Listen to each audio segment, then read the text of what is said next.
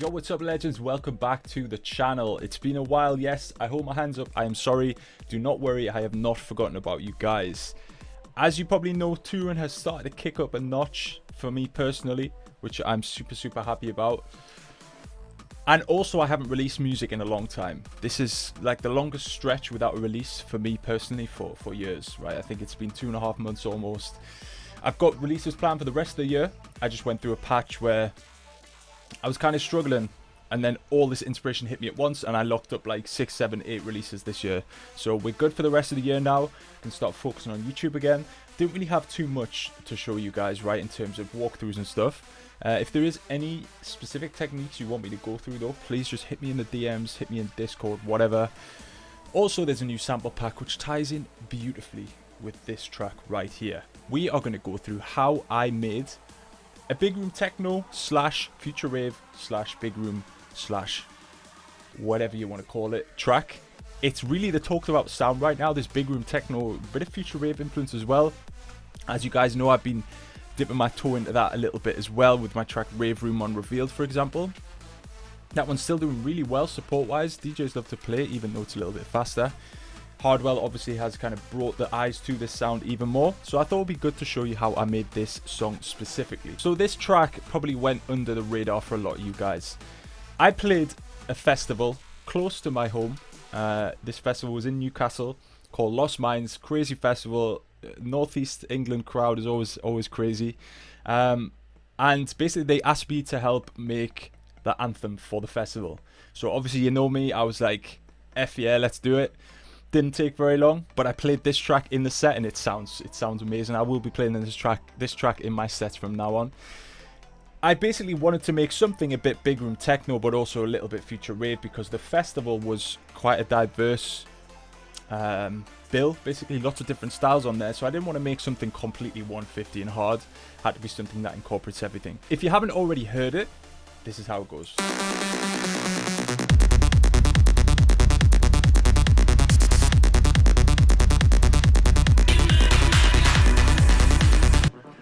I love this one. I think the production's super clean, and it did not take long. It's one of those tracks, it's a DJ tool, right? I knew this wasn't going to be released on a big label or anything like that. I knew it was just going to be a free release, so I could just do something I knew would just be good for my sets, right? And because the festival's called Lost Minds, the theme was losing your mind, right? Which is a pretty famous vocal, I think a lot of you will know. This track was all about heavy kick and bass, but with a bit of like commercial sprinkled on top, and that is the future rave lead, which is what we're going to start with, because most of you guys only care about leads for some reason. Don't care about the kicks, the percussion, drums, the ear candy. They just want to hear about how to make big nasty leads, and this lead is big and it's also clean at the same time. So we start here. In this pre-drop, wanted to have all the reverb, wanted to play with the cutoff a little bit, make it kind of start super mono and then become wider when it hits the drop. So I guess we'll go through that in a little bit, but we'll take a look at the process in itself. As you know, nowadays I'm pretty much picking one sound and just rolling with it. In the past it was about layering sounds. I like to pick one beautiful sound with unique characteristics and just smash the beep out of it. So this is what the lead sounded like before I touched it. If you can hear it. But one thing I liked about this sound specifically was this filter. This is from Mark Romer's pack, I believe. Good lad, Mark Romer. He sent me this pack a while ago. I've been using it. I've even told this to him. I've used it a lot. Really good sounds.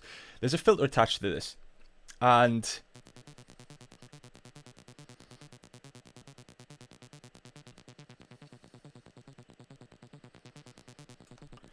see how much control you have over the sound? That I was really into, especially for breakdowns building up, or with that pre-drop kind of building up.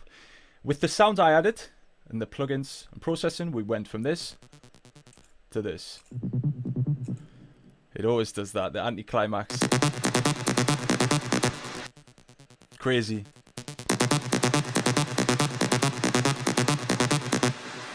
Super important for a track, no matter what genre in 2022, to have that full-on hard power, right? So we're going to go through one by one. As you can see, I used a hell of a lot of plugins on this. We start with the good old fashioned stuff, which is the Camel Crusher. I love to use this to really boost my sound without making it sound too messy. We've got the Isotope Trash. I like to use the saturation a lot more now. I'm not really about full on distortion and stuff. I like a bit of saturation. I find that's like the classy way to distort a sound. We have a bit of FabFilter Satin, focus on the mids and the highs. EQ number 1 is just getting rid of some of that low end, which these two distortions gave me. Stick a third distortion on there, which is Decapitator. I use more edge on this one. As you can see, without these, the sound loses that character. See the Decapitator at the end there just gives it a lot of grit. We have another Isotope Trash, grainy with the saturation there. Another EQ, boosting some mids. We want a more full sound.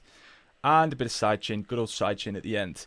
We have Endless Smile for build-ups, don't worry about that. Got a bit of Echo Boy. Very, very subtle there, I think. Transient Master, want to make the sound, in this case, a little bit longer. A little bit, basically, to fill up the space more. Quite big on the attack, I wanted to have that click. We're using a big EQ boost in the highs. In the 12K region, we have the Bigger Fire plugin, Synth Opener preset, Jonas Aiden plugin, pretty cool. Brings it really in your face here. Peak controller, basically controlling the reverb here. See how it triggers and it just pulls it back a little bit so that you can hear the note cleanly. Oxford Inflator right at the end to just slam the sound. As you can see, we've got a lot of red there. If you're not redlining, you're on headlining. And then we have an SSL compressor trying to compress all this stuff we've done, compress the reverb and everything just to keep it tight. So that's how I made the super powerful lead. We have this melody as well, which I'm going to click off quickly because I put that in the sample pack and I don't want you guys that are on Patreons to steal it. Little plug for the Patreon site. Still, the support over there is amazing from you guys. I love you all so much. My family over there on Patreon supported me through thick and through thin. This sample pack is available for you guys to download now. So all the sounds that I've got here processed, fully mastered, you can use them in your tracks. This lead, for example, I bounced it in one shots in different keys, so you can really use it to its full potential. So we have reverb automation. You've seen how I can get that powerful sound.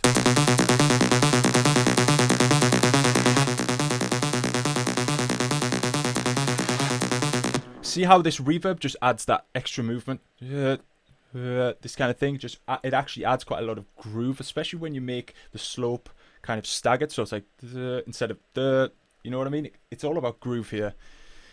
In regards to the groove, I normally use a little bit of swing. Haven't used any, so that's my bad on this occasion. We have lots of stuff that I didn't use. As you can see, it's all grayed out because yeah, I used the Psytrance kick and a different kind of bass. In the end, I found what was perfect. I found this kick drum. Processing on the kick, I made it fully mono and just had an EQ boosting the 100 Hz. I think 100 Hz is the body of the kick, so the way it slaps. Without it, you probably won't hear too much of a difference on your phone, for example. But on your headphones, you might hear that boost. In regards to the bass, we have a Psytrance bass. I was looking all over for basses, and I found this Psytrance bass, which was actually quite unique because it doesn't sound like a Psytrance bass. So without all the processing, it sounds like this.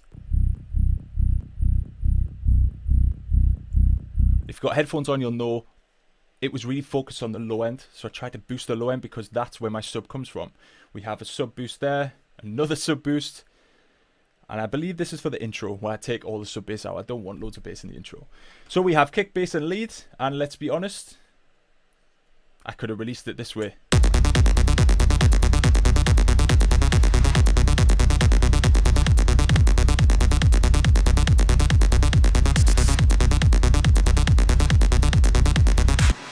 So that's the main elements of the track. We have some ear candy stuff, of course, because even if it's a club DJ tool, I like to add a little bit of ear candy in there. So we've got a reverse vocal sound, quite future ravey. We've got some white noise stabs, really, really cool, really rich sound. This got a clap fill, which is this, paired up with this clap fill. two sounds, really just making it my own, almost. We have the vocal fill as well, which Alex Kidd helped me chop up. Basically, he's one of the the guys who runs the festival, and he worked on this one with me a little bit and gave me some sounds. So he had some cool ideas for it. We've got some percussions. Absolutely love that sound, really, really thick. And we have an acid shot.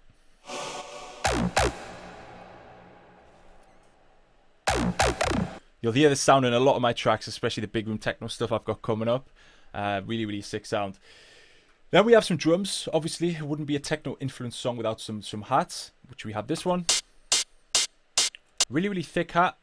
Didn't process it all. It's key to find really, really solid sounds when you're using a big room techno template like this. If you're using like cashmere hi-hats, it's just not going to hit the same. You really want that thick techno hi-hat. So just look for big techno packs is what I'd say. We have a ride as well, which is kind of opened up. Great for the rhythm there. We got this blip sound as well.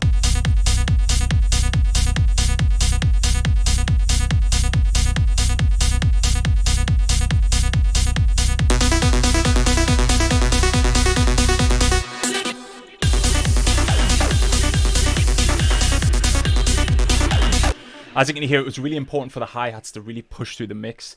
Techno, you usually think kick, bass, and drums, right?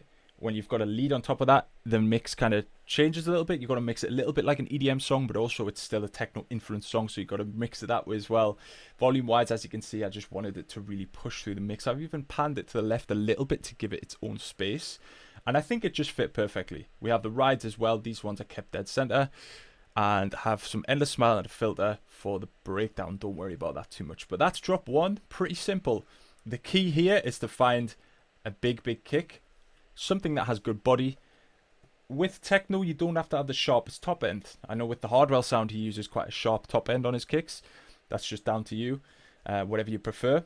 I would be looking on Splice. Splice is the best place for techno stuff that I've found in my experience. So I'll be looking deep through there. Download a lot of different kicks, see which ones are the most popular on Splice as well, and download those, because you never know when you're going to need a big, clean, dirty techno kick. In terms of the bass line as well, I had in my mind Psytrance. Psytrance is rolling bass line. Boom, boom, boom, boom, boom, boom. That has a lot in common with this new sound of techno, right? The big room commercial techno, let's call it. So I like to go for sounds like that and filter off the highs. So it's less da-da-da-da. It's like, it's more kind of underground sounding.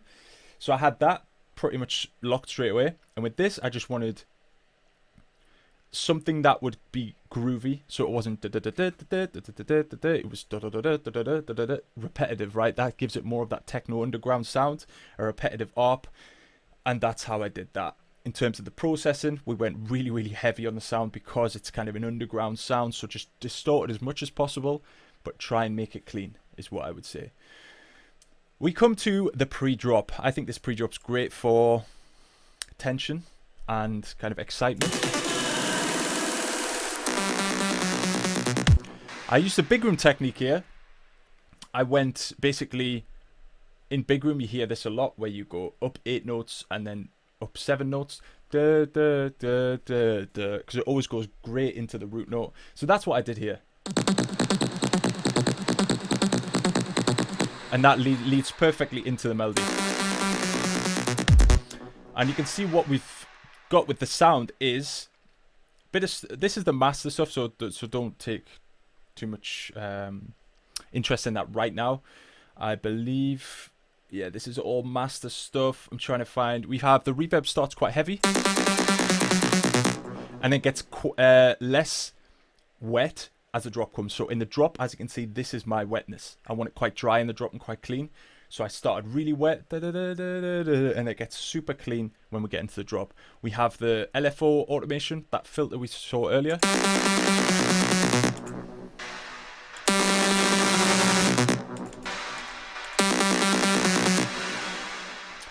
This, I believe, is the rate knob. If I am not mistaken, let's just take a double look there. So it's the release. I'm automating the release here. I wanted to start super open, and then get super narrow and super tight. And that's what I wanted in the drop tightness. So I wanted to do the opposite of that in the pre-drop. Just creates a little bit of intrigue, I guess. People are interested, like this super open sound. I think you'll notice in my sound nowadays, I like to really go all out in the pre-drop and then hit something super minimal in the drop. When I'm playing shows, that's what gets me the most reactions. And it's crazy. So that's what I wanted to do with that. Pre-drops are super important in a sound like this because it's quite simple and minimalistic. You need to have something interesting. We've got two big warhorns. Warhorns are very important for the sound. Very techno, very dark, underground. So that is it. We'll take a look at drop 2, then we'll take a look at the build-ups and the breakdown as well. Drop 2 is a little bit different.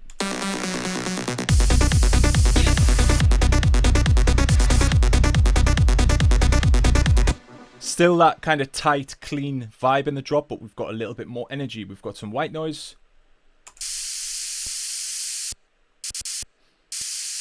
Absolutely beautiful white noise. This is such a big energy booster. We've got some vocal chops as well. Bit of delay, reverb. Alex chopped those up, so shout out to him. But yeah, put a bit of reverb and delay on them. We went for a psytrance bass line in the second drop, just to take that energy up a notch.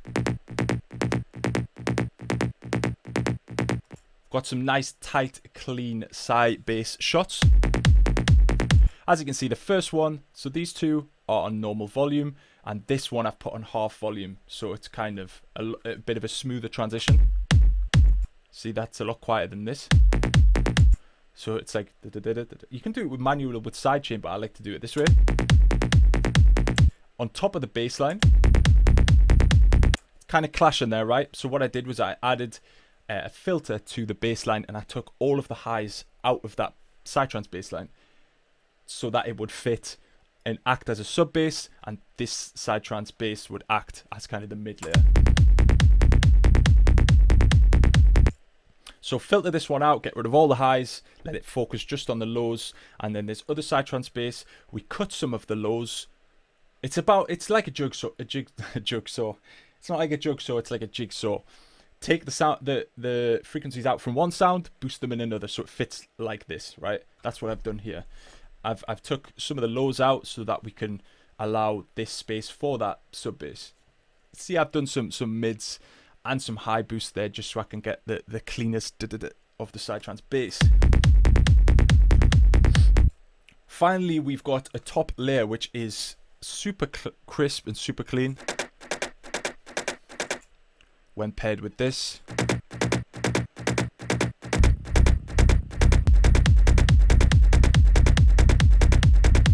see how much cleaner it gets when I filter out the highs from the sub bass. So that is pretty much it. We change the melody slightly to be a little bit higher because I felt with the lower melody it was clashing too much with the psytrance basses.